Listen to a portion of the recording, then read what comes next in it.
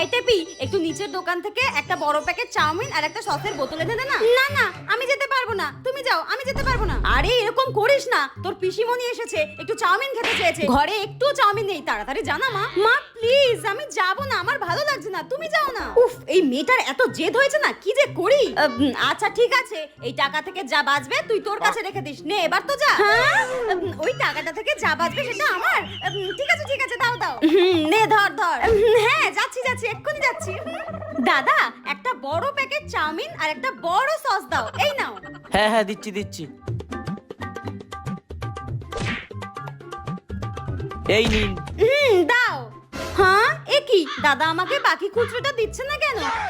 দাদা, বাকি খুচরোটা দাও। কিসের টাকা? আপনার সব মাল নিয়ে 200 টাকাই হয়েছে, কোনো টাকা ফিরবে না।